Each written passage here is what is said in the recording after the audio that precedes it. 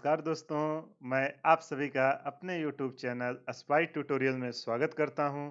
उम्मीद करता हूं आप लोगों की तैयारी बहुत ही अच्छी चल रही होगी। अभी तक हमने जितना कुछ डिस्कस किया या सीखा वो सब समझ में आ गया होगा। अगर कहीं भी कुछ भी आपका डाउट हो या कोई क्वेश्चन हो जो आपसे ना सॉल्व हो रहा हो, आप मुझे कमेंट बॉक्स में डालिए, मैं आपको उसका सॉल्यूशंस प्रोवाइड करूंगा। दूसरा प्लेटफॉर्म टेलीग्राम है, जिसका लिंक मैं हर वीडियो के डिस्क्रिप्शन में डालता हूँ। वहाँ से आप ज्वाइन कर लीजिए। वहाँ पे आप सारा नोट्स डाउनलोड कर सकते हैं। इसके अलावा अगर आपकी कोई क्वेरी है वहाँ पोस्ट कीजिए, मैं आपको उसका सॉल्यूशंस प्रोवाइड करूँगा। तो जो स्टूडेंट मुझे रेगुलर फॉलो कर रहे हैं उनको पता होगा कि जो ये सीरीज चल रहा है, इस सेशन में हम लोग प्योरली न्यूमेरिकल डिस्कशन करते हैं। जिस चैप्टर का हम पहले कॉन्सेप्ट और उसका क्वेश्चन कंप्लीट करते हैं, इसके बाद जो कंपटीशन में जिस लेवल का क्वेश्चन पूछा जाता है उसका एक अलग से पूरी प्लेलिस्ट चलाता हूँ क्वेश्चन प्रैक्टिस के नाम पे। उस पे पूरा प्योरली न्यूमेरिकल ही डिस्कस होते हैं। तो अगर आप लोग दोनों सेशन को फॉलो करेंगे तो मैं आपको गारंटी दे रहा हूँ, फिजिक्स में आपका एक भी ऐसा क्वेश्चन नहीं होगा जो गलत आपसे होगा।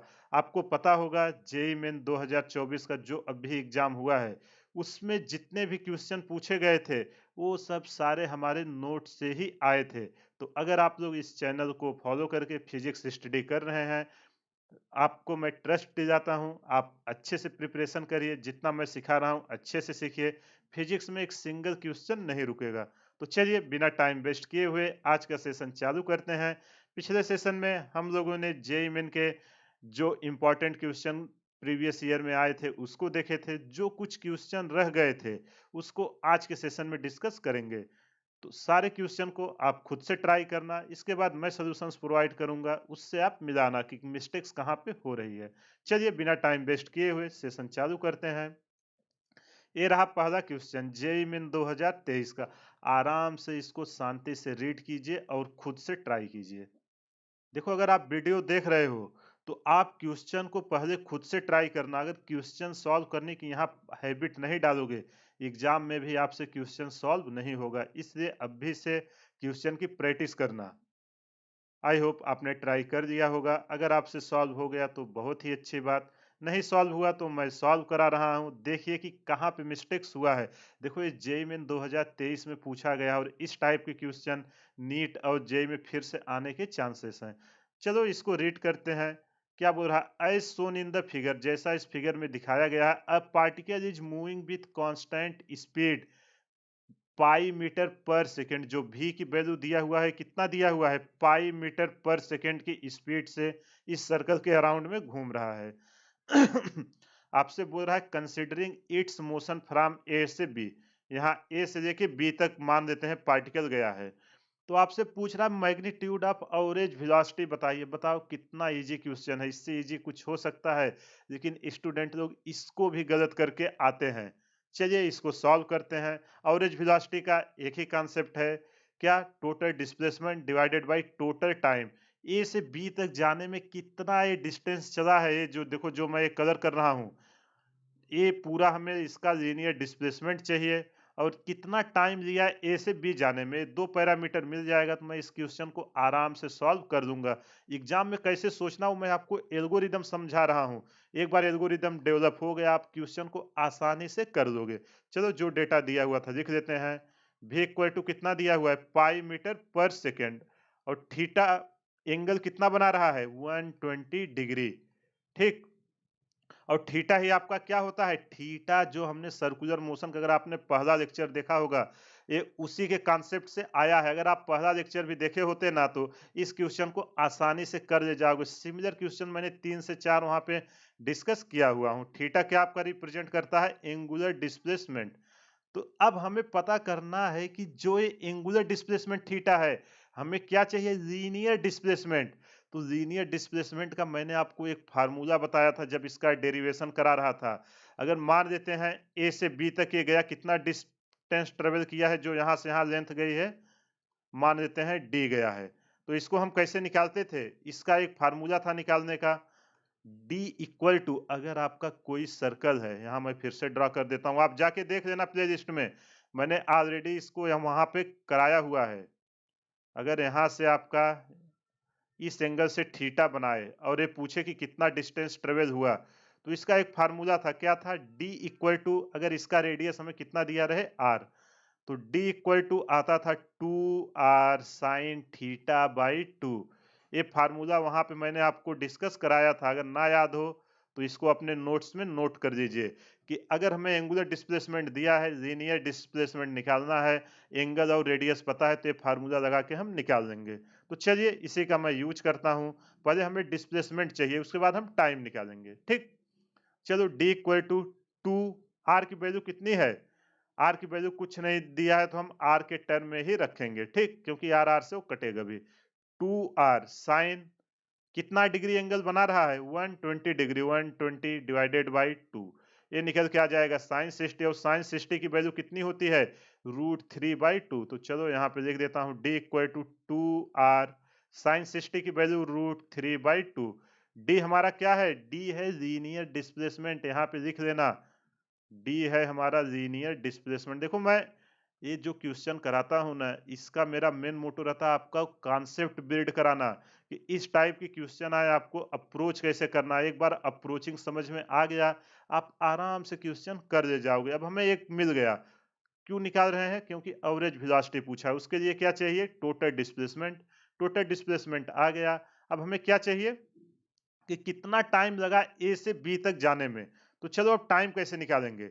हमें थीटा इक्वल टू दिया है, तो v इक्वल टू क्या होगा? v इक्वल टू होता है आपका v equal to R omega, यही होता है ना, linear velocity equal to radius into angular velocity. तो यहाँ से मैं ओमेगा इक्वल टू क्या लिखूंगा? v ओमेगा इक्वल टू यही आएगा ना, और इसकी वैल्यू अपने को दी है, तो हम उसकी वैल्यू भी पुट कर देते हैं। v की वैल्यू कितना दिया हुआ है? v की वैल्यू दिया है, देखो, pi metre per second equal to R omega. यहाँ से जब मैं ओमेगा निकालूंगा, ये कितना निकल के आएगा? Pi by R. R capital है ना, तो यहाँ पे मैं आर को कैपिटल कर देता हूँ, रेडियस सेम ही है, पाई बाई आर। ये हमारा आ गया एंगुलर वेलोसिटी। अब हमें टाइम चाहिए, आपको याद होगा टाइम हम कैसे निकालते थे? थीटा इक्वल टू होता था ओमेगा टी। देखो अगर आपको नहीं फार्मूला याद है, आप इस तरीके से जाना, displacement equal to speed into time, angular लग गया तो angular displacement theta, angular velocity omega into time. Displacement equal to यही होता है ना, distance equal to speed into time, उसी को यहाँ पे यूज किया हूँ, बस एंगुलर के टर्म में आ गया है। T equal to theta by omega. Theta की वैल्यू अगर हम 120 को रखेंगे पाई के टर्म में, तो कितना आएगा? पाई रेडियन इक्वल टू कितना होता है? यहाँ पे पाई होता है 180 डिग्री।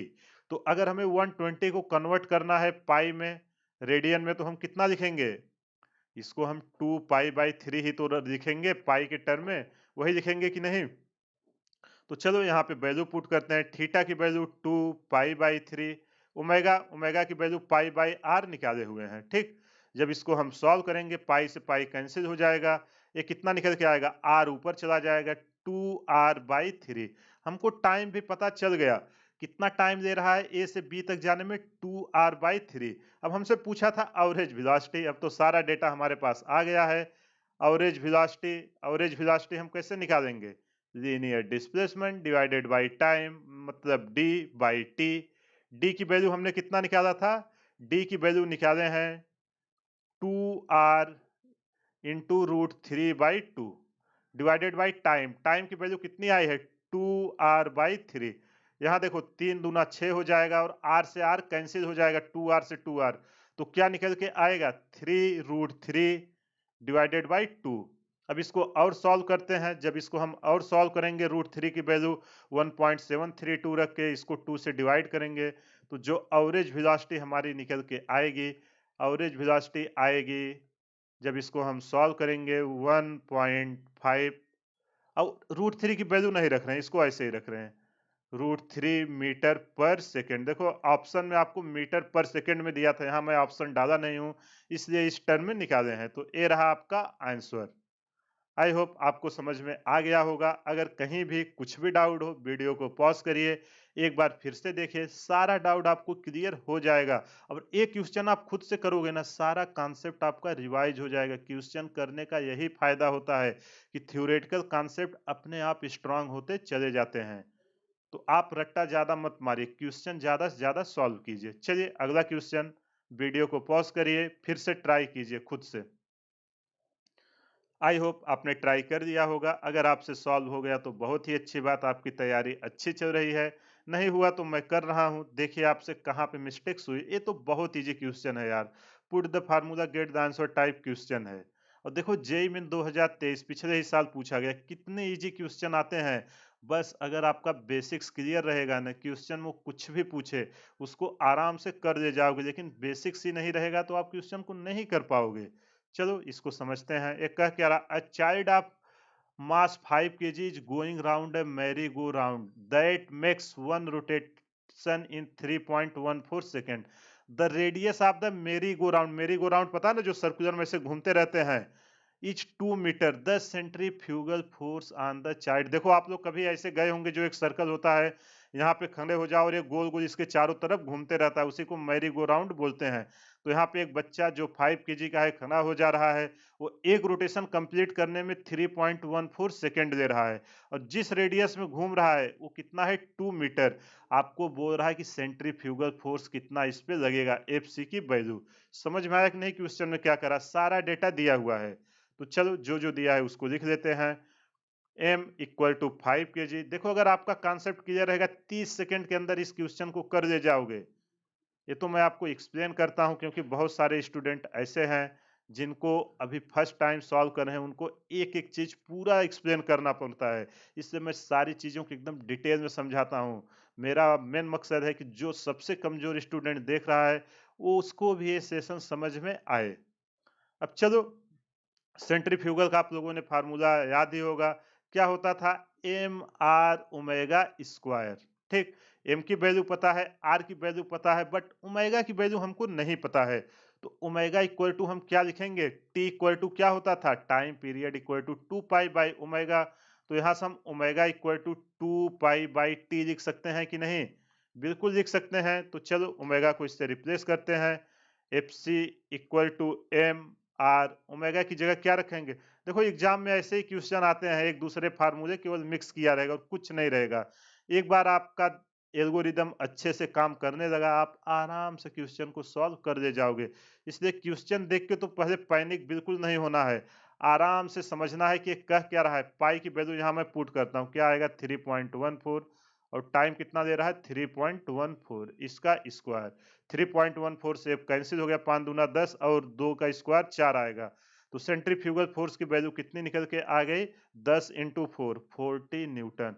उस बच्चे पर कितना फोर्स लग रहा है, 40 न्यूटन का फोर्स लग रहा है। कौन सा ऑप्शन सही हुआ, ऑप्शन डी। तो कितना इजी क्वेश्चन था, सीधा फार्मूला बेस्ड क्वेश्चन था, बस टाइम पीरियड को 2 पाई बाई ओमेगा में रिप्लेस करना था। आई होप आपको समझ में आ गया होगा। अगर कहीं भी कुछ भी डाउट है, वीडियो को पॉज करिए, एक बार फिर से देखिए, सारा डाउट आपका क्लियर हो जाएगा। चलिए अगला क्वेश्चन आप खुद से ट्राई कीजिए। आई होप आपने ट्राई कर दिया होगा। अगर आपसे सॉल्व हुआ तो बहुत ही अच्छी बात, नहीं सॉल्व हुआ तो मैं कर रहा हूं। और देखिए कि आपसे मिस्टेक्स कहाँ पे हुई। ये जैसा अभी हमने पहला क्वेश्चन किया ना, सेम मिलता जुलता कॉन्सेप्ट है। अगर आप ये सेशन देखोगे, जितना हमने सर्कुलर मोशन में स्टडी किया था, बेसिक्स, सारे क्वेश्चन बेसिक्स पे ही है। ऐसा एक भी क्वेश्चन नहीं है जिसपे एडवांस क्वेश्चन लग रहे हैं। तो जेई या नीट जो है, वो सब बेसिक्स ही पूछते हैं। बट आप लोग एडवांस क्वेश्चन प्रैक्टिस करने के चक्कर में आप लोगों से इजी क्वेश्चन भी नहीं होता। इसलिए पहले बेसिक्स स्ट्रांग कीजिए, ये सब क्वेश्चन सॉल्व कीजिए, टाइम मिलता है तो फिर से वे एडवांस लेवल का करने का। आई होप आपको ये समझ में आ गया होगा। चलिए अब इसको मैं रीड करता हूँ। क्या कह रहा है, a particle is moving with constant speed in a circular path when the particle turns by an angle 90 degree, the ratio of instantaneous velocity and average velocity. देखो यार, ये तो अभी डिस्कस किए हैं, बस इंस्टेनियस और एवरेज आपको डेफिनेशन याद है ना। इंस्टेनियस वेलोसिटी और एवरेज वेलोसिटी पूछ रहा है, उसका रेशियो दिया है pi by X root two. आपसे पूछ रहा है कि x की वैल्यू क्या होगी। तो चलो जो कर रहा है यहां मैं बना देता हूं। कोई एक पार्टिकल है, ठीक, ए आपका सर्कुलर मोशन कर रहा है। जब ए पार्टिकल 90 डिग्री पे पहुंचता है, मान लेता हूं यहां से चलना शुरू किया, रेडियस इसका कितना ले लें, चलो रेडियस इसका आर दे देता हूं, ठीक। यहां से जब ये 90 डिग्री पे यहां पे पहुंचा, इसको नाम दे देते हैं ए, इसको नाम दे देते हैं बी। ए से बी पर पहुंचने पे जो इसका इनस्टेनियस और एवरेज वेलोसिटी का रेशियो है वो कितना दिया हुआ है, वी आई इनस्टेनियस लिख रहा हूँ, एवरेज को वी एवरेज लिख रहा हूँ। ये हमको दिया हुआ है pi by X root two. यहाँ से हमको पूछ रहा है इस x की क्या वैल्यू होगी। तो हमें क्या चाहिए, सीधा सीधा हमें एक इंस्टेनियस स्पीड चाहिए और एवरेज वेलोसिटी चाहिए। ये दोनों हमको मिल गए, हम रेशियो में रख के इससे कंपेयर करा देंगे, हमें x की वैल्यू मिल जाएगी। सारा यही करना है। समझ में आ गया ना कि करना क्या है। तो चलो शुरू करते हैं। अब हमें क्या चाहिए, पहले एवरेज वेलोसिटी चाहिए।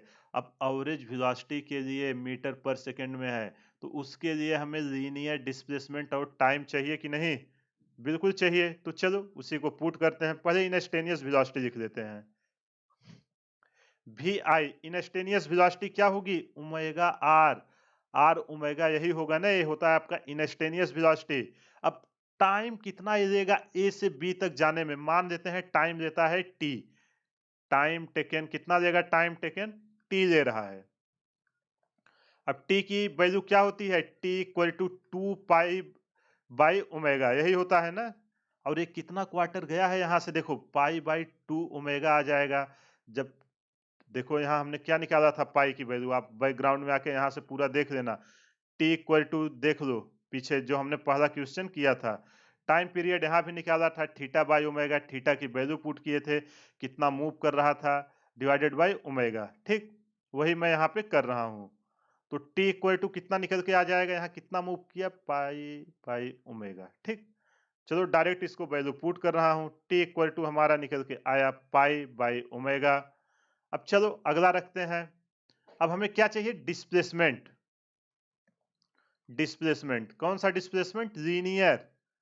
तो चलो लीनियर डिस्प्लेसमेंट कैसे निकालेंगे, लीनियर डिस्प्लेसमेंट के लिए हमें रेडियस तो दिया हुआ है, होता था ना 2r sin θ/2, और कितना एंगल इसने टर्न किया है 45 डिग्री। तो पुट करते हैं 2r sin 90 का आधा कितना होगा 45।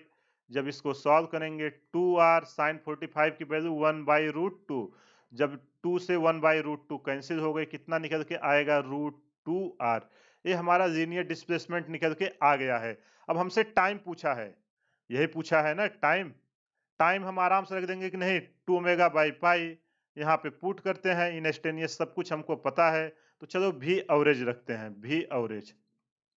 वी एवरेज क्या रखेंगे, r√2 इंटू टाइम की वैल्यू क्या है, पाई/2 ओमेगा होता है ना, तो उसी पाई/2 ओमेगा है यहाँ। ठीक तो चलो इसी की वैल्यू डालते हैं, पाई/2 ओमेगा। इसको ऊपर ले आते हैं 2 ओमेगा को, ये क्या हो जाएगा, जब इसको ऊपर ले आएंगे कट जाएगा 2√2 ओमेगा इंटू कितना है आर डिवाइडेड बाई पाई। ये समझ में आया कि नहीं। हमें एवरेज वेलोसिटी मिल गई है 2√2 ओमेगा आर बाई पाई।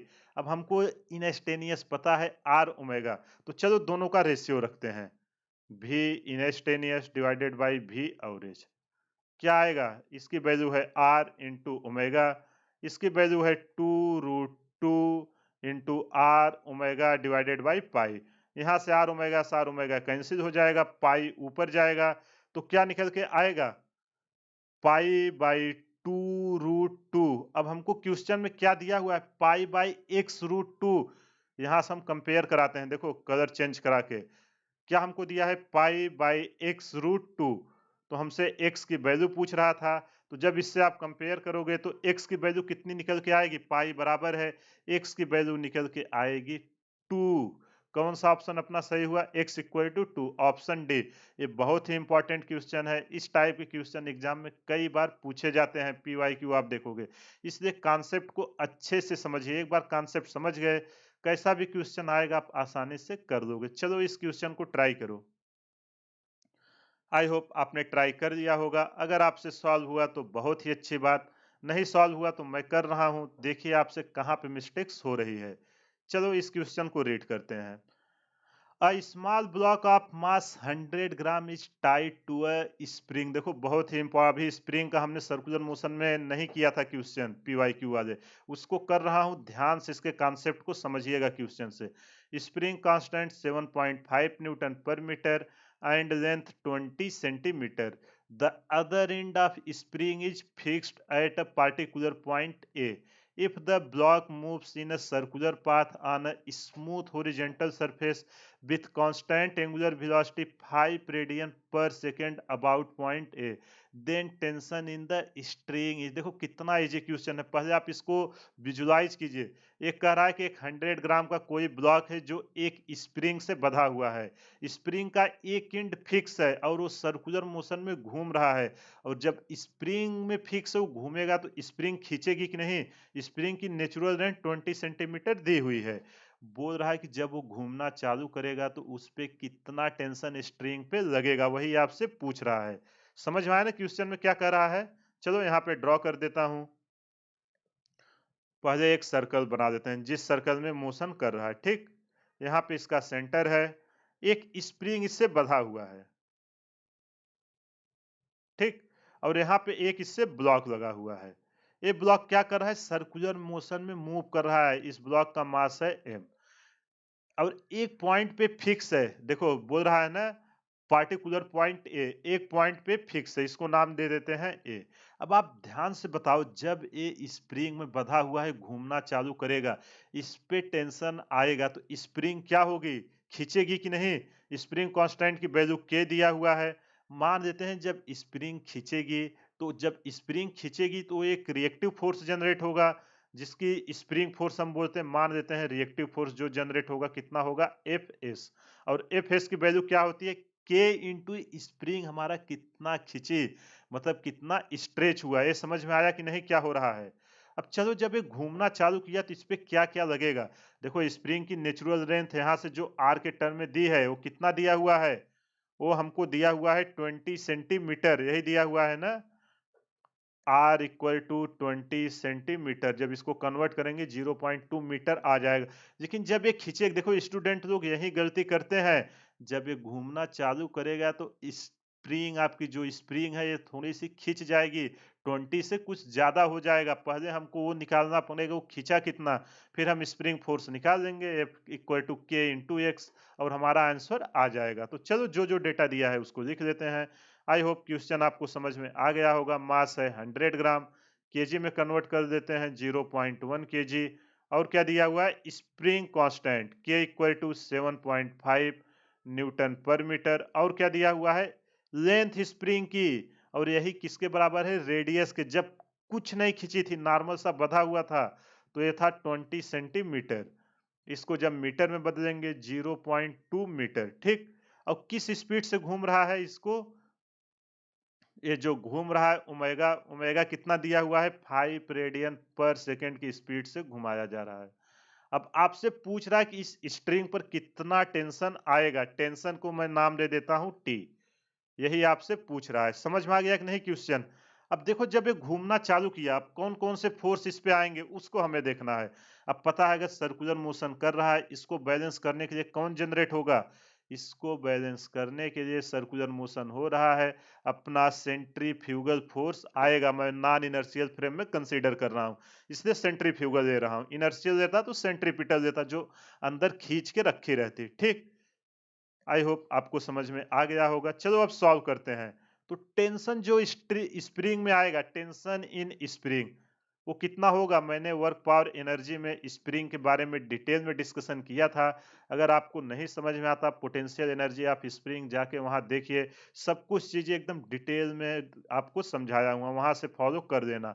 ये एक्स क्या है, मान लेता हूँ एक्स है जब आपका ये मोशन करना चालू हुआ, स्प्रिंग जितना स्ट्रेच हुई, एक्स है आपका।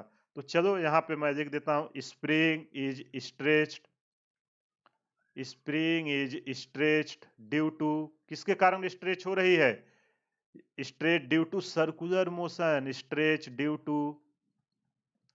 देखो ये बहुत ही इंपॉर्टेंट क्वेश्चन है, कॉन्सेप्ट समझ लेना। एक बार कॉन्सेप्ट समझ गए ना, एग्जाम में इस टाइप के क्वेश्चन फिर से आने के चांसेस हैं, इसलिए मैं इतना टाइम लेके आपको एक्सप्लेन कर रहा हूँ। देखो यहाँ जितनी भी चीजें आपको सिखाता हूँ, आप अच्छे से उसको सीखिएगा, क्योंकि इस टाइप के कॉन्सेप्ट एग्जाम में फिर से पूछे जाएंगे, भले क्वेश्चन ना रिपीट हो। तो चलो यहाँ से जो अब हमारा नया रेडियस आएगा, इफेक्टिव रेडियस, अगर एक से खींची है तो कितना अब नया रेडियस आएगा, आर प्लस जो स्ट्रेच हुआ है, आर प्लस एक्स। ये स्प्रिंग कुछ स्ट्रेच हो जाएगा और कुछ आगे मोशन करने लगेगा। नया रेडियस कितना हो गया है, आर प्लस एक्स, और आर की वैल्यू हमको दिया हुआ है। यहाँ पे मैं R dex equal to 0.2 plus X. अब देखो, अगर ये सर्कुलर मोशन करेगा तो जो हमारा स्प्रिंग फोर्स होगा, स्प्रिंग फोर्स किसके बराबर होना चाहिए, जो हमारा सेंट्रीफ्यूगल है उसी के बराबर तो होना चाहिए, तभी तो सर्कुलर मोशन करेगा। तो चलो दोनों को बराबर करते हैं। F S equal to F C. F S क्या है, स्प्रिंग फोर्स, तो एफ इसकी वैल्यू आ जाएगी के एक्स। स्प्रिंग फोर्स यही होता है ना, स्प्रिंग कांस्टेंट इनटू स्प्रिंग कितना हमारा खिंचाया, डिस्प्लेसमेंट हुआ, और इसकी वैल्यू क्या आएगी, एम आर, यहाँ आर डेक्स मैंने दिया है, एम आर ओमेगा स्क्वायर। सारी वैल्यू अपने को पता है, केवल एक्स अननोन है। तो चलो पुट करते हैं, के की value 7.5, X equal to mass कितना था 0.1, आर डेक्स कितना आया है 0.2 plus X into omega square. Omega की वैल्यू कितनी थी, 5 रेडियन पर सेकेंड, तो इसका स्क्वायर। ठीक, जब इसको हम सॉल्व करेंगे, इधर क्या निकल के आएगा, इधर निकल के आएगा 7.5x इक्वल टू 25, मतलब जब इसमें करेंगे 2.5 ब्रैकेट में 0.2 प्लस एक्स। यहाँ से हमें एक्स की वैल्यू चाहिए, तो इसको हम अंदर मल्टीप्लाई करते हैं। ये कितना आ जाएगा 2.5x, इधर आएगा तो माइनस हो जाएगा, वही होगा ना। चलो यहाँ मैं 25 से इसको कैंसिल कर देता हूँ। देखो 2.5 को जब 7.5 से डिवाइड करेंगे तो क्या निकल के आएगा 3x, और इधर इसका मैंने यहाँ पे डिवाइड कर दिया है, बचेगा 0.2 प्लस एक्स। तो हमें x की वैल्यू चाहिए, इधर आ जाएगा 2x इक्वल टू 0.2। यहाँ से जब x की वैल्यू निकालेंगे, निकल के आएगा 0.1 मीटर। अगर सेंटीमीटर में पूछे तो कितना आएगा 10 सेंटीमीटर। देखो कई बार क्वेश्चन में हो सकता है नेक्स्ट टाइम आपसे ये पूछे कि स्प्रिंग कितना डिस्प्लेसमेंट होगी, तो कितना होगी 0.1 मीटर। अब हमसे टेंशन पूछा था, टेंशन का फार्मूला क्या था, tension in spring, tension in spring T equal to K X, वही हमने शुरू में ही लिखा था, T equal to K X. हमको सब पता है, के की वैल्यू है 7.5, एक्स की वैल्यू आई है 0.1। जब इसको सॉल्व करेंगे निकल के आएगा 0.75 न्यूटन। कौन सा ऑप्शन सही हुआ, 0.75 न्यूटन, ऑप्शन सी। बस इसमें एक ही वो था, बाकी सारा आपको कॉन्सेप्ट पता होगा। लोग आर की वैल्यू गलत डाल देते हैं, के एक्स तो यहाँ लगाते हैं लेकिन रेडियस में वो एक्स नहीं ऐड करते। इसलिए इसको आप नोट करके लिख लेना, क्योंकि नेक्स्ट टाइम जब भी ऐसा क्वेश्चन पूछे आप उसको आसानी से कर लीजिएगा। आई होप आपको समझ में आ गया होगा। अगर कहीं भी कुछ भी डाउट है, वीडियो को पॉज करिए, एक बार फिर से देखिए, सारा डाउट आपका क्लियर हो जाएगा। चलो अब इस क्वेश्चन को आप पहले खुद से कीजिए।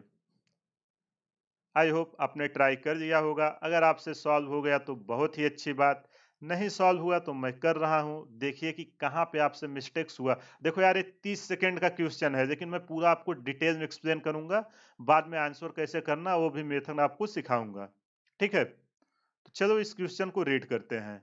अ body is moving with constant speed in a circle of radius 10 metre. The body completes one revolution in 4 second.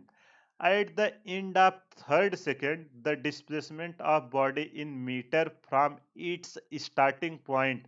पता है ना, डिस्प्लेसमेंट पूछ रहा है, याद रखना डिस्प्लेसमेंट की क्या डिफिनेशन होती थी, फाइनल और इनिशियल के बीच का जो शार्टेस्ट होता था, ना कि पूरा। समझ में आया ना डिस्प्लेसमेंट और डिस्टेंस में क्या डिफरेंस था। आई होप आपको समझ में आ गया होगा। अगर नहीं है तो मैंने काइनेमेटिक्स में और जब सर्कुलर मोशन स्टार्ट किया था, डिटेल में आपको सिखाया हुआ हूं, जाके वहां से देख लीजिए, एकदम बेसिक सा टर्म है। चलो जो कह रहा है उसको हम ड्रॉ करते हैं। मान लेते हैं एक बॉडी है, ठीक, एक बॉडी है जो सर्कुलर मोशन कर रहा है, ये एक बॉडी है। यहां से मान लेता हूं इसने सर्कुलर मोशन करना चालू किया t इक्वल टू 0 से, और ये पूरा कंप्लीट कितने में कर रहा है, 4 सेकेंड में कंप्लीट कर रहा है। तो अब आप बताओ, अगर 4 सेकंड में आ रहा है तो इस सर्कल के 4 क्वार्टर हैं कि नहीं।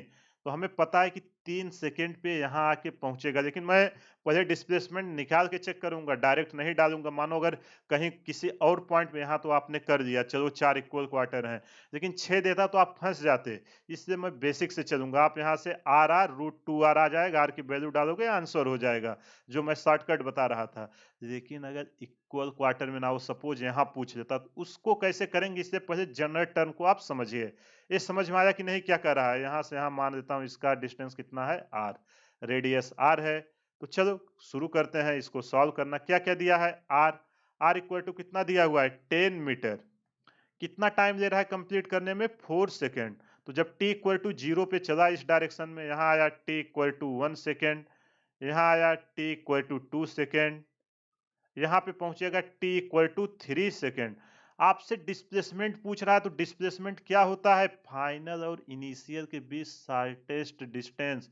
जो ए आई है d, हमसे इसी d की वैल्यू पूछ रहा है। देखो एक ट्रेंगल बन गया, r और a भी है, r, ये भी तो r ही है ना।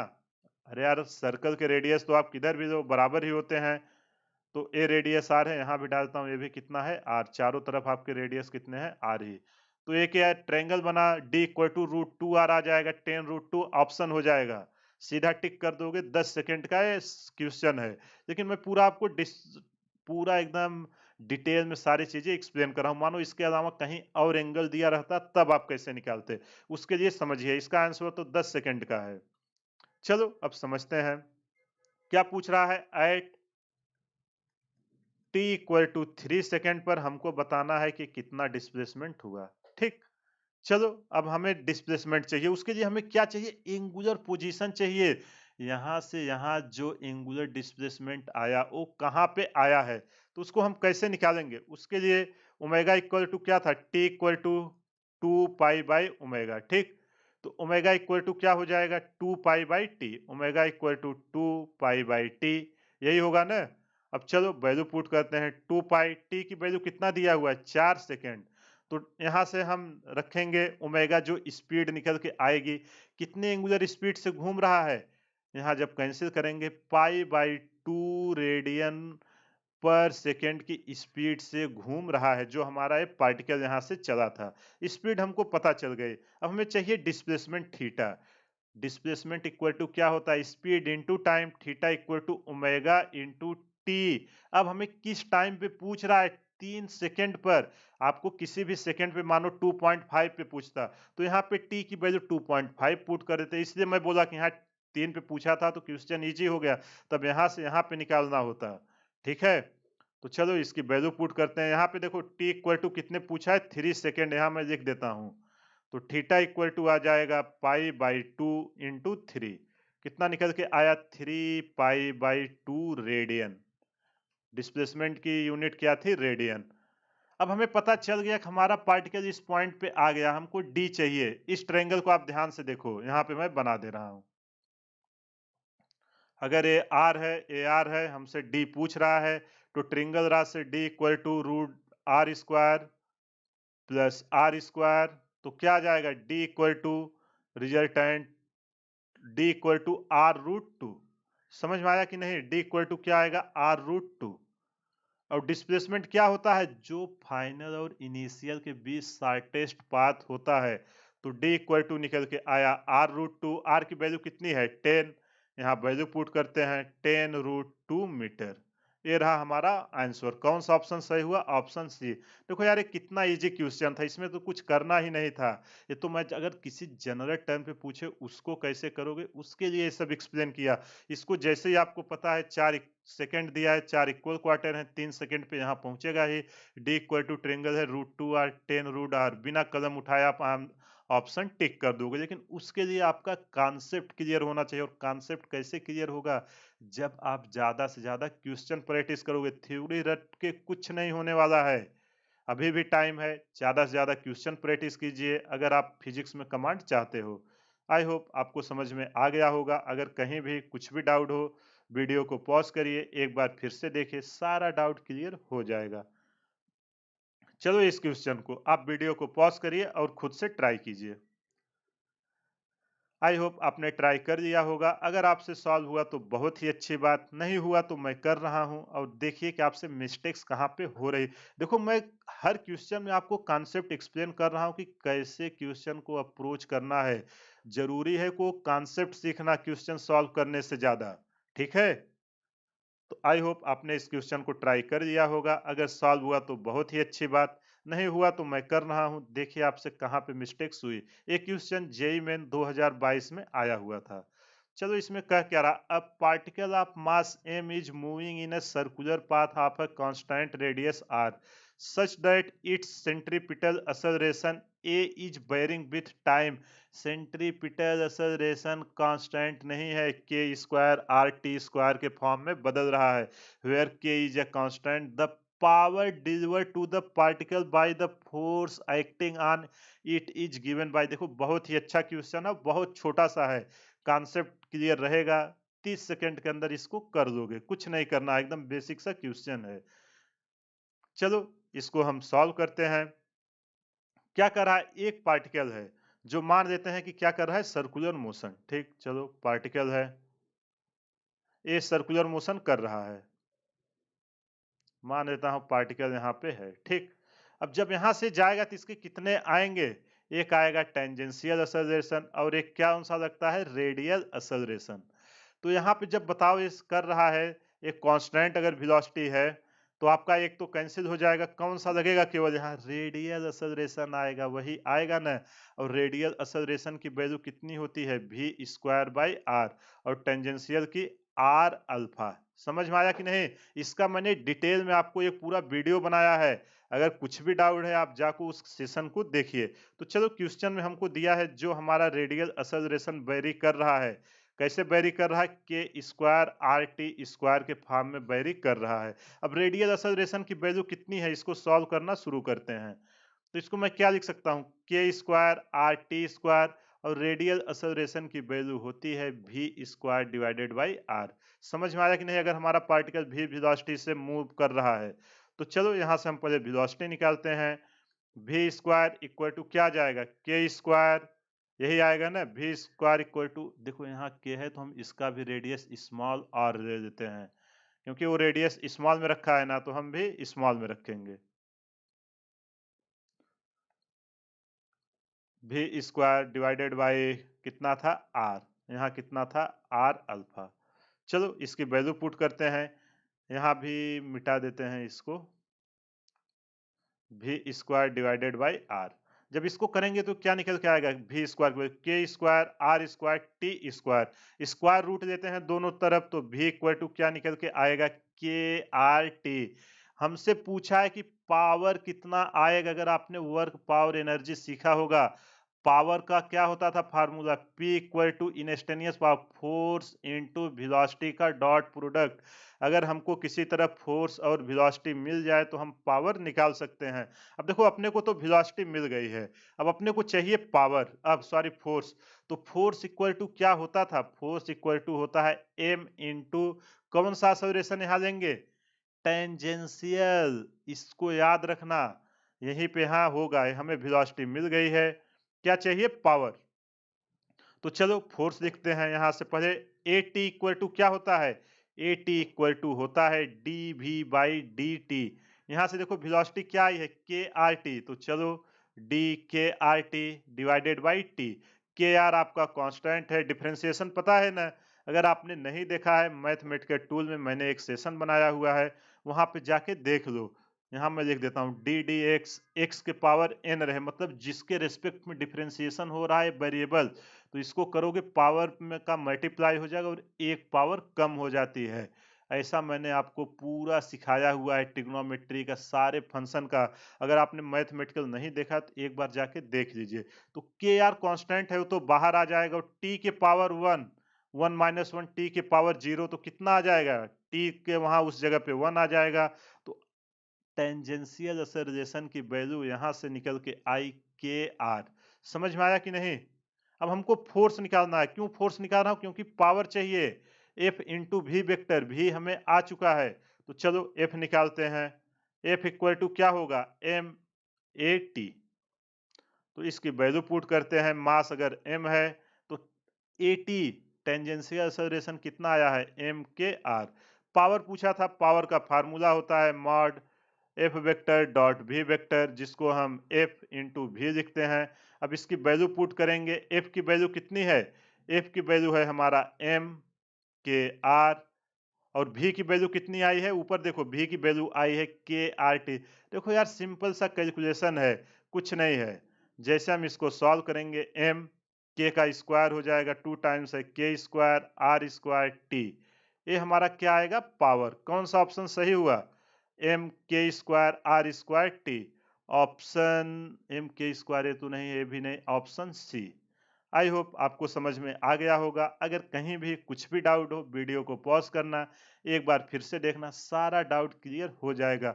मैं एक एक चीज़ों को इतना डिटेल में एक्सप्लेन करता हूँ कि आपको कोई प्रॉब्लम आए ही ना। अगर आप शांति से देखेंगे, कंसंट्रेट होकर, सारा डाउट आपका क्लियर हो जाएगा और सारा थ्योरेटिकल कॉन्सेप्ट भी रिवाइज हो जाएगा। और यार अगर यहाँ तक वीडियो आपने देखा है तो एक लाइक कर दीजिए और चैनल को सब्सक्राइब कर दीजिए। चलिए अगला क्वेश्चन, एक बहुत ही इंपॉर्टेंट क्वेश्चन है, और इस टॉपिक पे जो अभी करना है, डिफरेंट डिफरेंट एंगल देके कई बार क्वेश्चन पूछा गया है। इसको आप पहले खुद से ट्राई कीजिए। आई होप आपने ट्राई कर दिया होगा। अगर आपसे सॉल्व हुआ तो बहुत ही अच्छी बात, नहीं हुआ तो मैं कर रहा हूं, और देखिए कि आपसे कहां पे मिस्टेक्स हो रही है। इसका मैंने पूरा डिटेल में एनालिसिस कराया हुआ है इस क्वेश्चन का, मोशन इन वर्टिकल सर्कल। आप उस लेक्चर को जाके देखना, वर्टिकल सर्कल में जितने टाइप के क्वेश्चन पॉसिबल हैं, सारा मैंने वहां डिटेल में एक एक कॉन्सेप्ट डिस्कस किया हुआ है। अगर उस सेशन को नहीं देखा है तो एक बार जाके देख लो। सर्कुलर मोशन से वहां से क्वेश्चन आने की प्रोबेबिलिटी बहुत ही ज्यादा होती है। तो चलो इसको सॉल्व करते हैं। कह क्या रहा है, a stone of mass m tied to a string is being wheeled in a vertical circle with a uniform speed. The tension in the string is, देखो ये कह रहा है कि एक पत्थर है m मास का, जो एक स्ट्रिंग से ऐसे बंधा हुआ है। कैमरे में दिख रहा है, एक पत्थर ऐसे मानो मैंने बांधा, अब इसको ऐसे ऐसे घुमाऊंगा तो ये क्या मोशन करेगा, एक सर्कुलर मोशन करेगा। तो आपसे पूछ रहा है कि टेंशन का अलग अलग केस में 4 ऑप्शन दिया है, इसमें से कौन सा कोई एक ऑप्शन सही है। उसको आप कैसे निकालोगे, उसी को हम समझते हैं। पहले इसके कॉन्सेप्ट को समझते हैं। ठीक, तो मान लेते हैं हमारा एक पार्टिकल है जो सर्कुलर मोशन कर रहा है। यहाँ से हमारा सेंटर था, ये स्ट्रिंग में बंधा हुआ था। ठीक, स्ट्रिंग में पार्टिकल बंधा हुआ है, स्ट्रिंग में मान लेते हैं मास m शुरू में बंधा था। अब ये v वेलोसिटी से घूमना चालू किया। मान लेता हूं किसी एक टाइम पे, इसका मैंने डिटेल में पूरा डेरिवेशन कराया हुआ है, वहां से आप देख लेना। मान लेता हूं किसी एक टाइम पे ये यहाँ पे आ जाता है, रेड से है रस्सी तो रेड से ही रखते हैं। हमारा पार्टिकल इस पॉइंट पे आ जाता है, m मास से उसी स्पीड से जा रहा है। ठीक, ये इनिशियल में चलो मान लेते हैं u से जाना चालू किया, जब यहाँ पे पहुंचा, यहाँ पे वेलोसिटी हो जा रही है v। इसका पूरा u equal to root 5g r, वो सब सारा डिटेल में डिस्कशन हुआ है। अगर नहीं देखा है तो एक बार जाके देख लीजिए। यहाँ से एंगल बना रहा है रस्सी थीटा, और इस पे कितना टेंशन आ रहा है, इस पे आ रहा है t। अब आपसे पूछ रहा है कि टेंशन का अलग अलग केस दिया है कि कब मैक्सिमम होगा, कब मिनिमम होगा, कब जीरो होगा। उन चारों में से कोई एक ऑप्शन सही है। अब इसको आप कैसे सॉल्व करोगे, पहले तो हमें ये आइडेंटिफाई करना होगा कि टेंशन इस पे लग कितना रहा है। तो चलिए अब मैं क्या करता हूँ, इस एक्सिस को थोड़ा सा आगे ले आता हूँ। ठीक, अब अगर ये मास m है, इसका नीचे क्या आएगा, mg, यही आएगा ना। और यहाँ पे कितना एंगल लगेगा, यही सेम एंगल आएगा थीटा। जब इसका मैं रिजल्टेंट लूंगा यहाँ से यहाँ पे, देखो जहां एक कलर कर रहा हूं, ये कितना आएगा कंपोनेंट mg, इस एक्सिस पे mg cos थीटा, और इसके परपेंडिकुलर क्या आएगा, mg sin थीटा। उसका हमें रिक्वायरमेंट नहीं तो उसको अभी मैं नहीं लिख रहा हूं, mg sin थीटा इसकी वैल्यू आएगी। यहाँ लिखिए देता हूं mg sin थीटा, इसको आप नोट कर देना। ठीक, अब देखो हमें टेंशन चाहिए, टेंशन तो स्ट्रिंग के अलोंग ही आएगी। अब जब ये स्ट्रिंग मोशन कर रहा है, कौन सा फोर्स है जो इसको मोशन करने दे रहा है।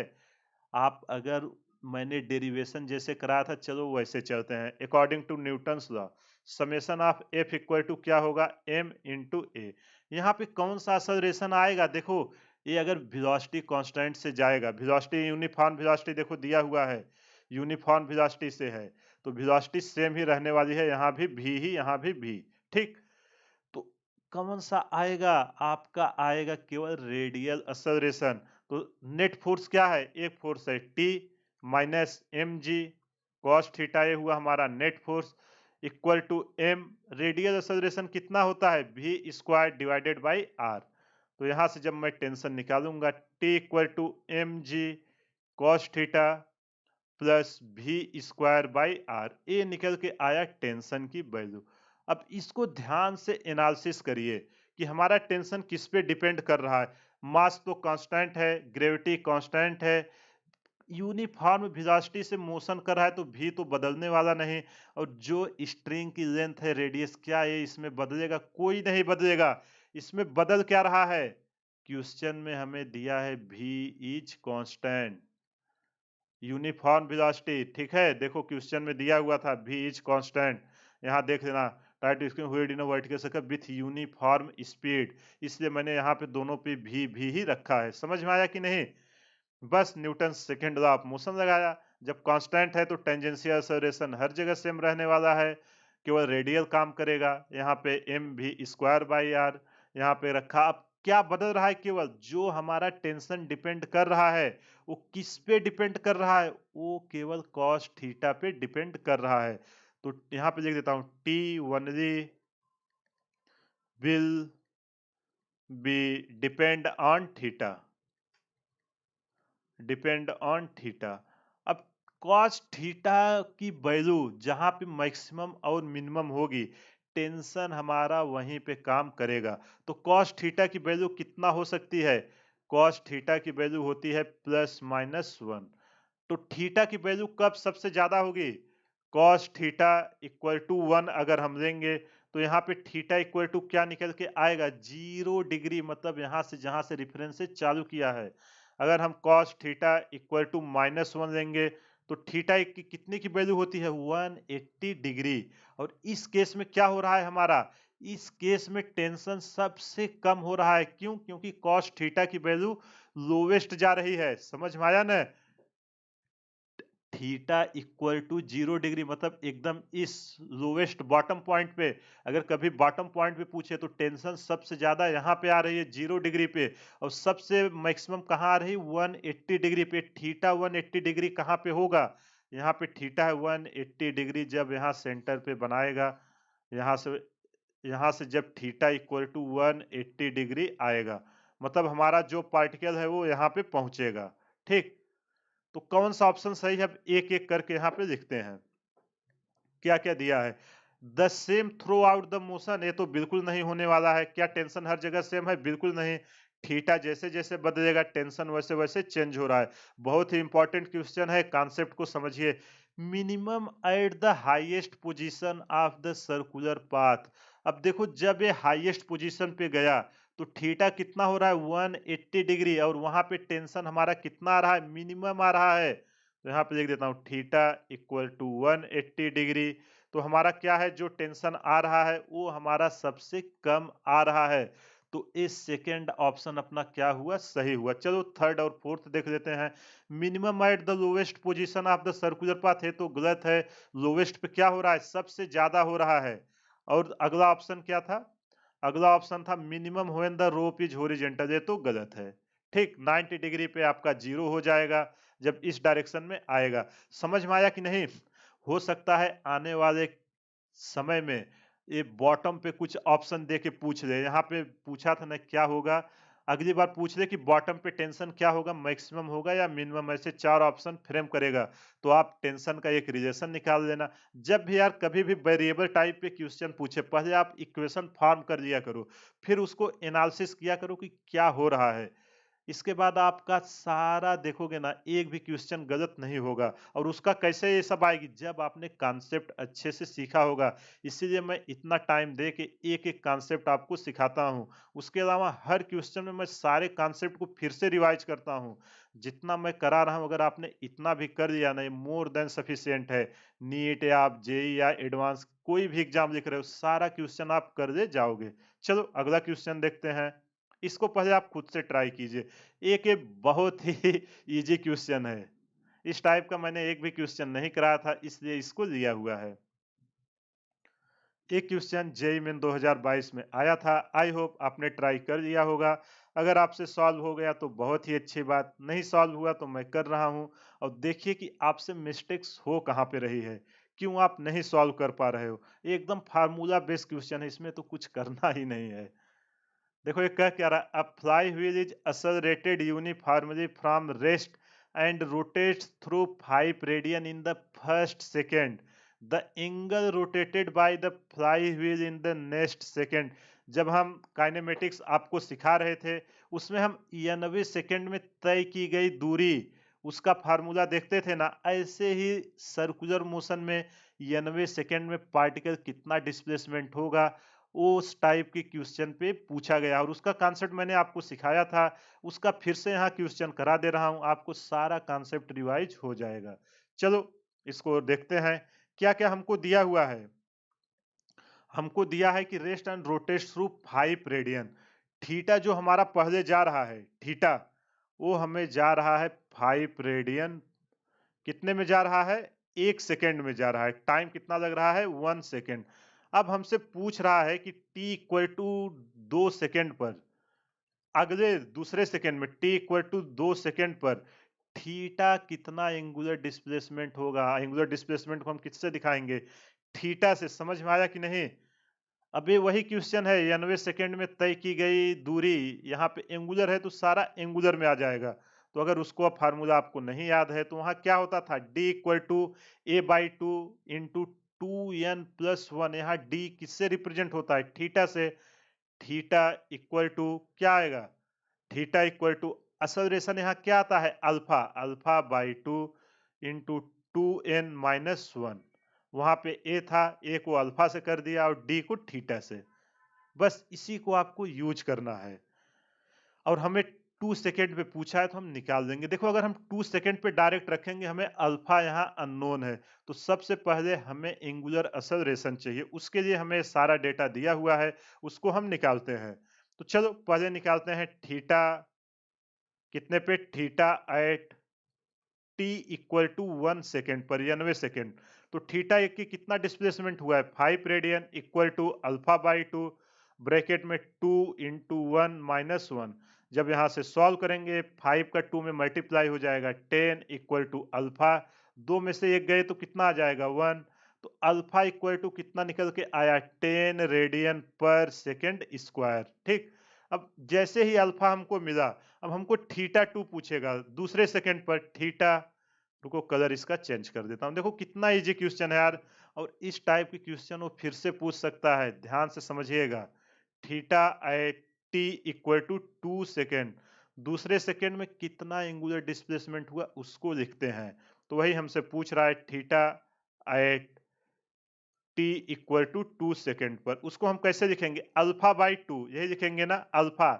यहाँ पे फिर से ही लिख दूं, चलो नहीं डायरेक्ट लिखते हैं ना, फार्मूला तो ऊपर लिखा ही हुआ है। अल्फा, अल्फा की वैल्यू है 10 डिवाइडेड बाई 2, 2। अब n की वैल्यू जिस सेकंड पे हमसे पूछ रहा है, 2 सेकंड पर पूछ रहा है, 2 इंटू 2-1।